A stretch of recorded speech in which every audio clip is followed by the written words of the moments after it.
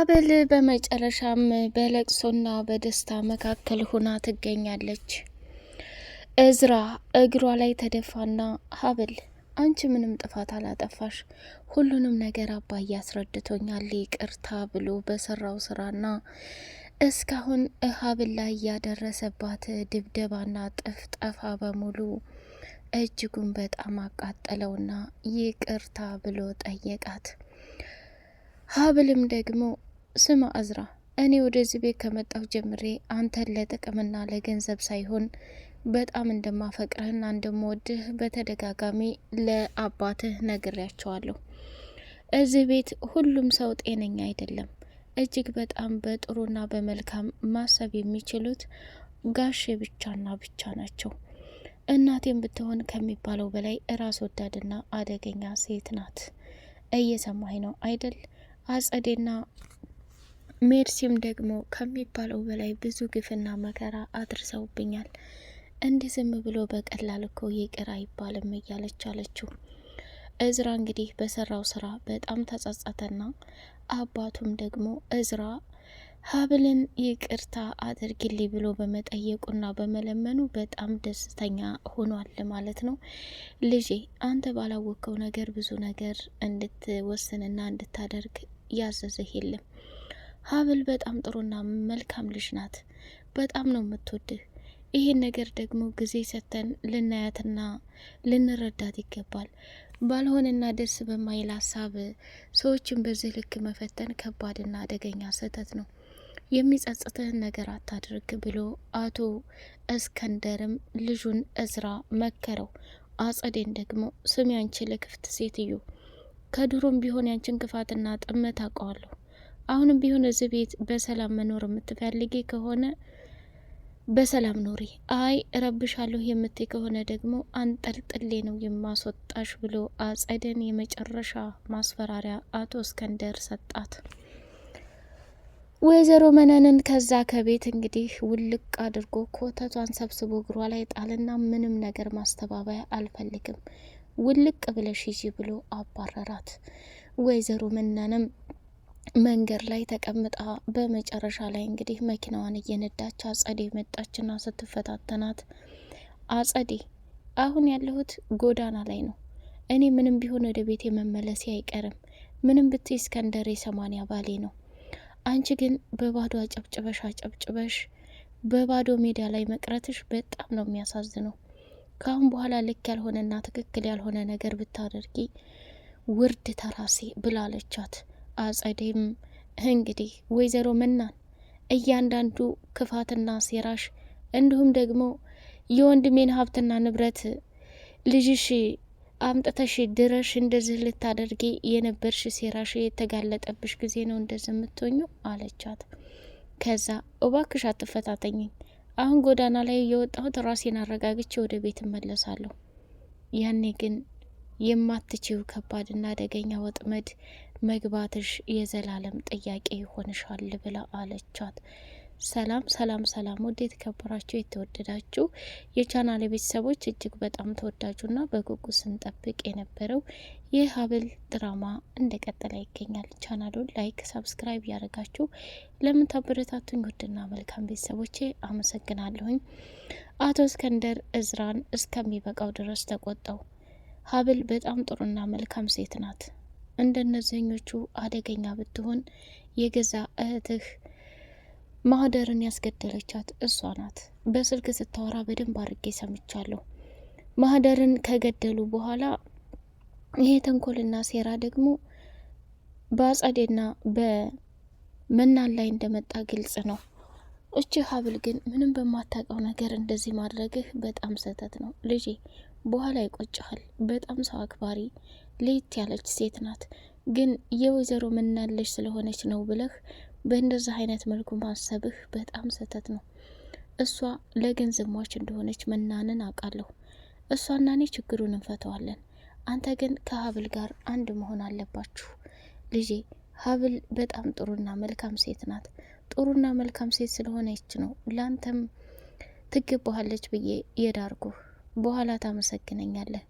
ሁሉም እያስመሰለ ነው። የገዛ እህትህም አክስትህም ከባድ ችግር ላይ ሊያስገቡህ ነው ብሎ መከረው። እሺ አባዬ ካንተ የሚበልጥብኝ ነገር የለም። እኔ ጥሩና መልካም ትዳር ይዤ እንድኖር ያንተ ፍላጎት ስለሆነ ለማድረግ ግድ ይለኛል ብሎ ወሰነ። እንግዲህ አቶ እስከንደርም ከሚባለው በላይ ሀብልን ቁጭ አደረገና ስሚ ሀብል የተፈጠረውን ነገር በሙሉ ንገሪኝ ብሎ አለ። እሷም እውነታው ምን ጠርጥር አርጋ ዝርግፍግፍ አርጋ ስትነግረው እኔ እዚህ ቤት ከመጣሁ ጀምሬ ለእዝራ ያለኝ አመለካከት እንደ ሚስት አብሬ ከሱ ጋር ኖሬ ቀሪ ዘመኔን በደስታ ለመኖር ነው የማስበው ጋሼ። ምናልባት እኔ ደግሞ ለሱ ላልመጥነውና ልክ ላይሆን ይችላል። ስለዚህ እኔ ካሁን በኋላ እዚህ ቤት መቀመጥ የለብኝም።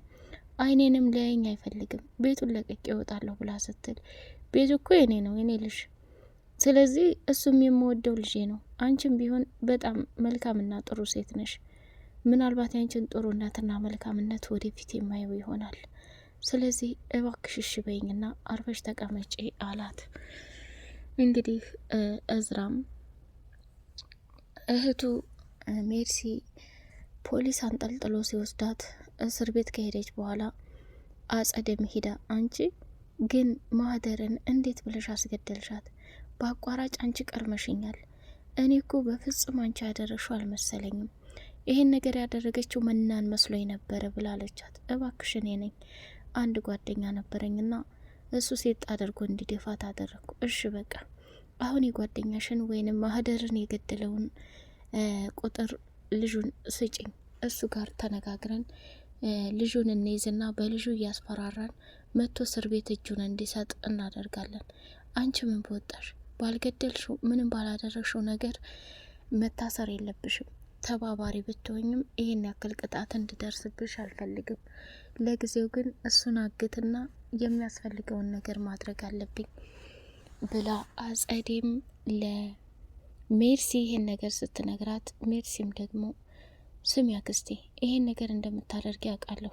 መናንና ያቺ አረመኔ ከይሲ ሀብል ተብዬ አባቴን አደንዝዘውታል። አባቴ ግን በፍጹም ይሄን ያክል አሳልፎ ይሰጠኛል ብዬ አንድ ቀንም አላሰብኩ። ምን አይነት ጭካኔ ነው እያለች ቀወጠችው። እንዴ ከዚህ ሌላ ምን ሊያደርግሽ አስበሽ ነው? ምን ሆነሻል ሜርሲ? አንቺ እኮ በስልክ ተደብቀሽ አወራሽውን በሙሉ ወንድሜ ሰምቶሻል። ለዛም ነው አባትሽ የተቀየመሽና የተቆጣሽ።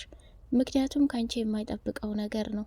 ወንጀል ከመፈጸምሽ በላይ ደግሞ እጅግ በጣም በሚገርም ሁኔታ ማህደር ተጠፋች ጀምሮ ሀብል አባትሽን እየተንከባከበችው ከስር ከስሩ እየሄደች ነው። ይሄ ምንድን ነው? አባትሽ ከወደዳት እዝራን ባይወዳት እንኳን አባትሽ ማሳመን ስለሚችል፣ ስለዚህ ወንድምሽም ችግር ላይ ነው።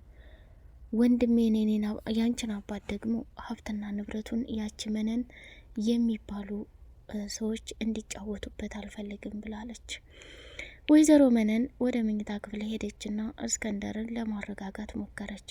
እሱ ደግሞ እስከ ዛሬ ድረስ ከጀርባዬ ሚስት መስለሽ ስትጫወቹብኝ ለነሽባቸው ጊዜያቶች በሙሉ እጸጸታለሁ። ወይዘሮ መነን ካሁን በኋላ ካንቺ ጋር ንግግርም ክርክርም የለኝ። እያንዳንዱ ተንኮልና ሴራሽን ጠንቅቄ ያውቃለሁ። አሁን ኮተትሽን ለቅመሽ ቤቴን ለቀሽ ውጪ አላት። እንዴ ተረጋጋ እንጂ እኔ እኮ የ80 ሚስት ነኝ። ወዴት ነው የምሄደው? ደግሞ ምንድነው ያጠፋሁት? እውነት ለመናገር እኔ ታንዴም ሁለቴ ተምሬያለሁ። ግን ያቺ አጸዴ የምትባል አረመኔና አስመሳይ ሴት ክችን ሀብል ሽንኩርት የምትከትፍበትን ቢላ በዛ ማህደርን ያስገደሏት አሻራው የሀብል እንዲገኝ ብለው ስላሰቡ ነው። ይሄ ደግሞ ከባድና አደገኛ ቅሌት የሆነው አጸዴ ላይ ነው ብላለች። ምንም ማስተባባይ ነገር አልፈልግም። በጆሮ የሰማሁትን እውነታ ማንም እንዲከዳኝና ማንም እንዲጫወትብኝ አልፈልግም። መነን ውጭ ከዚህ ከቤት ብሎ አንጠልጥሎ ልብሷንና ኮተቷን ይዞ እግሯ ላይ ጣለላትና ወዳ ሳይሆን በግዷ ከዛ ከቤት ደምን ባያነባች ወጣች። ከወጣችም በኋላ አጸዴን መኪና ላይ አስተኝታ ሴት አድርጋ ማንቁርቷን እስከዛኛው ሰማይ ስትሰቅላት፣ አጸዴም ደግሞ ራሷን ስታ ከተወሰነ ጊዜ በኋላ ነቃች። መጨረሻ ላይ እንግዲህ ወይዘሮ መነንም በጣም ተናዳ ስለነበር ዳግም እዛ ቤት እንደሚገናኙ ከነገረቻት በኋላ መነን መንገዷን ቀጠለች። አጸዴ ደግሞ እዛው ቁጭ ያለችበት ቦታ ይቺ አሮጊትማ ወደ ወንድሜ ቤት ተመልሳ መታ ሌላ እቅድ አቅዳ ችግር እንዲፈጠር አልፈልግም። አሁን ማድረግ ያለብኝ አጸዴ አስቢ ያለችና አናቷን ራሷ በድንጋይ አነሳችና ፈጠፈጠችው። ደም በደም ከሆነች በኋላ ፊቷን ቀባችና እያለቀሰች ወደ ቤት ሄደች። በሩን ስትከፍተው እንግዲህ እዝራ መጥቶ ስለነበር እንዲሁም ደግሞ ሀብልም ከአቶ እስከንደር ጋር እየተነጋገረች ስለነበረ አጸዴ ደም በደም ሆና ወደ ቤት ስትገባ ደሞ አንቺ ምን ሆነሽ ነው? ምንድነው የተፈጠረው? እያለ አበደ። ስማ ወንድሜ ይሄን ያደረገች መነን ናት። መቼስ ያደራ ልጅህን ሜርሲን እስር ቤት ወርውረሃ ተስፋን ልጠይቅ ሄጄ ተመልሼ ስመጣ ጎረምሶች ደብድበው ቀጠቀጡኝ። እነዛ ጎረምሶች ደግሞ የላከቻቸው መነን እንደሆነች ነግረውኛል። ምን ጭራሽ እሷ ናት ይሄን ያደረገችው? ወይስ ሌላ ነገር አስበሽ ነው? አጸዴ እውነቱን ተናገሪ፣ ለአንዴና ለመጨረሻ ጊዜ ነው የምጠይቅሽ ብሎ አላት። አጸዴም ይሄን ያደረገችኝ መነን ባስላከቻቸው ጎረምሶች ነው ብላ ደመደመች። ሀብል ራሷን መቆጣጠር አቃታትና እውነትም አየ አንቺ ይህን አድረግሽው ከሆነ የአረመኔ አረመኔዎች ነሽ። ለነገሩ ከዚህም በላይ እኮ አረመኔ ነሽ። እስካሁን ድረስ እውነታውን እኔ ተናግሬ ቢሆን ኑሮ በእዝራ ቢያንስ ሊጠላኝ አይችልም ነበር። ቆይ እዚህ ቤት እየተደረገና እየተፈጸመ ያለው ነገር ምንድን ነው ብላ ራሷን በማጨናነቅ ላይ ትገኛለች። ይህ መጨረሻ ማስጠንቀቂያ ምን ሰጠቻት? ስሚ ሀብል እንደዛች እንደ እናትሽ ኮተትሽን ለቅመሽ በጊዜ የምትይዥ ከሆነ ሂጂ፣ የማትይዥ ከሆነ ግን እመኒኝ ሜርሲን በዚህ 2 ቀን ነገሮችን አስተካክዬ አስፈታታለሁ። የዛኔ ማህደርን በተወጋበት ቢላ አንቺን እንደምትጨርስሽ ልንገርሽ ብዬ ነው አለቻት። ስሚ አጸዴ እስካሁንም ድረስ ዝም ያልኩት ወንድምሽ ፊት ላይ ደም ግፊቱ ተነስቶ ምክንያት እንዳልሆን ስለፈለግኩ ነው። ከስር እስከ መሰረት የእናንተን ሴራና ተንኮል የማላቅ ይመስልሻል? ይህንን ሁሉ ስታደርጉ የነበረውን ሴራና ተንኮል ለጋሽ ብነግራቸው ወንድምሽ በምን አይነት መልኩ ከዚህ ከቤት መንቅሮ እንደሚያወጣሽና እንደሚያባረርሽ ጠንቅቀሽ ታውቂያለሽ። ግን ይህ ነገር እንዳይፈጠር ለቤተሰቡ ሰላምና ደህንነት ሲል ሁሉንም ዝም ላለሁኝ ብላ ተናገረች ማለት ነው ሀብል። ሜርሲ እንግዲህ እስር ቤቱና የመውጫዋን መንገድ አክስቷ አጸዴ እያስተካከለችላት ትገኛለች። መነን ደግሞ በምንም አይነት ሁኔታም ቢሆን ወደዛ ቤት ተመልሼ መጥቼ እንደዚህ ያደረገችኝን አጸዴና እንደዚህ ያደረጉኝን ሜርሲን የእጃቸውን እሰጣለሁኝ ብላ ቆርጣ ተነስታለች። እንዲሁም ደግሞ አጸዴ ካሁን በኋላ እዚህ ቤት መናንም ሆነች ማንም እንዲሁም ደግሞ ይች ሀብል ኮተቷን ይዛ መውጣት አለባት ብላ ወስናለች ማለት ነው። እዝራ ደግሞ አሁን ላይ እንግዲህ የአባቱን ምክር ተቀብሎ ከሀብል ጋር በፍቅር ይጀምሩ ይሆን ወይ? እንዲሁስ ደግሞ አቶ እስከንደር ሀብል ከዛ ከቤት እንድትወጣ በጭራሽ አይፈልግም። ይሄን የፈለገበት ምክንያት ሀብልን በጣም ስለወደዳትና መልካምና ጥሩ ልጅ ስለሆነች ብሎ ነው። አቶ እስከንደር ከሚባለው በላይ ለሚስቱም ለልጁም ምንም አይነት ርህራሄ የለም። ላጠፉት ጥፋት የእጃቸውን እንዲያገኙ ሁላቸውንም በየቅጣታቸው እያቀመሳቸው ይገኛል ማለት ነው። ጀግና ሀብልም እውነታውን በመዘርገፏ እዝራ ደግሞ ዙሮ እንደሚያፈቅራት በጉጉት የምንጠብቅ ይሆናል። እስከዛውን ድረስ ቻናሉን ላይክ፣ ሰብስክራይብ እያደርጋችሁ ለምታበረታቱኝ አመሰግናለሁ። በቀጣይ ፓርት እስከምንገናኝ ሰላም ሁኑልኝ። ሰላም ለሀገራችን።